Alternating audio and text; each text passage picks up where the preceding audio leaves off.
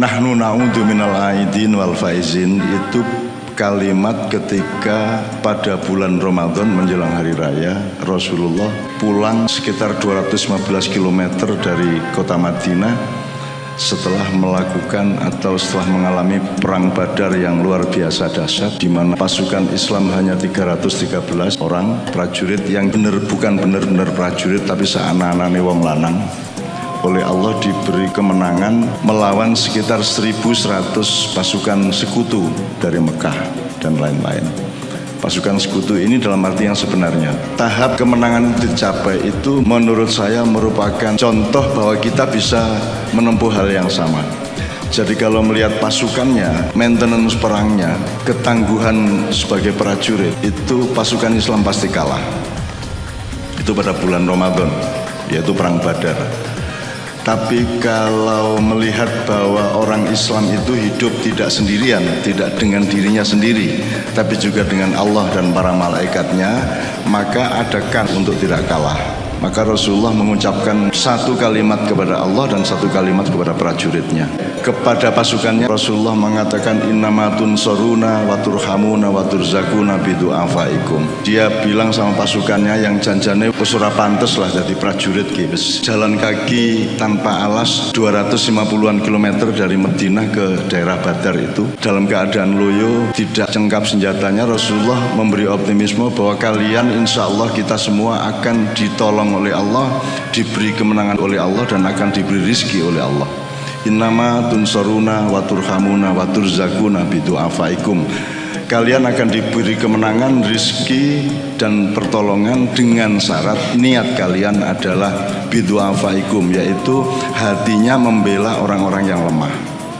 Jadi ternyata ada rumus di hadapan Allah bahwa kalau niat kita itu adalah membela orang-orang yang du'afa, membela orang-orang yang lemah, membela orang-orang yang tertindas, membela orang-orang yang teraniaya dan tidak bisa berbuat apa-apa, maka Allah akan nyulap keadaan dari rasionalitas perang menjadi keajaiban kemenangan.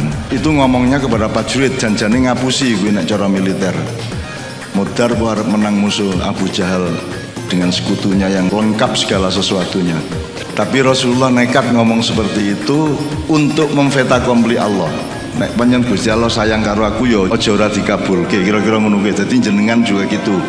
Kalau sudah janji sama istri atau suami melakukan kebaikan, mau beli mobil baru, motor baru, atau mau apa segala macam, janjikan saja kepada istri, terus nanti bilang sama Allah, kula pun kadung janji nek mboten ken malah bubrah rumah tangga kula.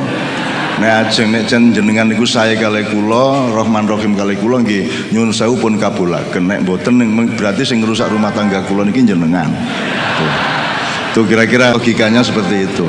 Jadi Rasulullah memfeta kompli innamatun soruna wa turhamuna wa turzakuna bidu'afaikum. Kalian akan diberi kemenangan, pertolongan dan rizki juga, asalkan kalian berniat untuk membela orang-orang yang lemah yang tinggal di kampung kita, yang kita tinggalkan untuk perang. Kemudian kepada Allah dia ngaku Rasulullah, ilam takun alayya ghadabun fala ubali. Gusti niki nek soal perang mesti kalah. Prajurit mboten alah raiso dialap lah, senjatane nggih mboten lengkap. Sing kula andalkan nek kula milih medan perangnya. Jadi Rasulullah milih di lembah Badar sehingga dia secara militer dia bisa hitung bahwa sedikitnya pasukan itu akan tidak terlalu celaka karena wilayah yang dipilih itu adalah ada bukit-bukit, ada lembah, dan saya pernah ke lembah Badar itu. Nah, kemudian kepada Allah Rasulullah mengatakan ilam takun alayya ghadabun fala ubali. Ya Allah, sing penting jenengan ampun duka ten kula, jenengan ampun nesu ten kula. Nek jenengan ora nesu ten kula, wis modaro arep kalah monggo, arep modar monggo ora masalah. Ya, ini kalimat jangan sampai kedengaran prajuritnya.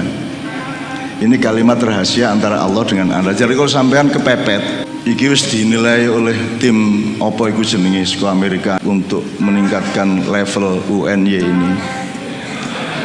Ya sekarang ini kalau kira-kira kepepet kok menurut penilaian mereka kita kurang kondusif atau kurang memenuhi syarat untuk naik level dari 10 besar Pak ya. Dari 10 besar. Sampean bilang sama Allah, ilam takun alayya ghadabun fala ubali. Ya Allah, asal sampeyan panjenengan mboten nesu ten kula sebagai rektor arep kalah modaro ora masalah. Gusti Allah ra tega, akhirnya ditingkatkan menjadi 7 besar, 6 besar, 5 besar. Itu ceritanya. Jadi hidup itu tidak hanya regulatif rasional, hidup itu ternyata ada kolusi-kolusi dengan Allah. Aslinya kita itu kalah, tapi karena ada Allah maka ada alasan untuk tidak kalah. Nah, alasannya tidak militeristik, tidak rasional, alasannya adalah kasih sayang. Asal sampean sama Allah itu pasrah bener, ikhlas untuk dikasih takdir kayak apapun, malah Allah tidak mentakdirkan. Klausul yang terbesar adalah Idul Adha. Sebenarnya aslinya kan Ibrahim diperintah menyembelih Ismail. Coba piye niku? Ana Gusti Allah kok ngongkon hambane mbelih anake, coba niku lak kurang ajar lho niku. Asline nggih ya. Nggih mboten Bu? Bagaimana coba? Kita Tuhan misalnya, terus kita bikin manusia, terus kita suruh si manusia menyembelih anaknya. Itu kan kalau dilihat secara pendidikan moral Pancasila kan itu kejam. Saiki apa jenenge PMP? Sekitar PMP yang mbok jenenge ganti-ganti ra masalah. Indonesia ini kahanane ora ganti, sing ganti jenenge kan gitu. Sekarang jane yo ming maling disebut koruptor, ben rada terhormat sithik, janjane yo ming asu maling kan gitu kan. Itu ya nyun sewu nih. Ternyata ada klausul untuk mendapatkan ridho Allah dan kemenangan dari Allah di dunia maupun di akhirat, yang jalannya bukan transaksinya, bukan transaksi rasional, bukan transaksi militer, bukan transaksi teknis, birokratis atau apapun, tapi transaksi cinta. Rasulullah mengatakan ilam takun alayya ghadabun fala ubali. Pokoknya angger jenengan mboten nesu ten kula mati mboten napa-napa. Ikhlas kula kalah, Islam modar sak donya ora ana Islam, kula mboten masalah. Sing penting jenengan ampun nesu ten kula. Itu kan satu dialog yang sangat private, yang sangat individual, sangat personal antara Rasulullah dengan Allah. Itu asal usulnya seperti itu. Karena menang di perang Badar itulah kemudian pulang menjelang hari raya Rasulullah mengatakan nahnu na'udu minal aidin wal faizin. Nah, terus kita pakai sekarang. Nahnu na'udu, kita sekarang menjadi orang yang kembali dan beruntung. Itu maksudnya perang Badar. Nah, sekarang kita harus temukan perang Badar kita. Perang Badar kita itu tidak harus PDIP lawan Gerindra. Perang Badar itu tidak ada urusan nama Jokowi dan Prabowo. Itu masalah terlalu kecil dan terlalu remeh dan pura-pura semuanya itu. Yang disebut perang Badar adalah Rasulullah mengatakan kita barusan pulang dari perang kecil dan sekarang kita memasuki perangan yang sangat besar, jihad al-akbar, yaitu perang melawan nafsu kita masing-masing, perang melawan ketidakterbatasan kehendak kita masing-masing.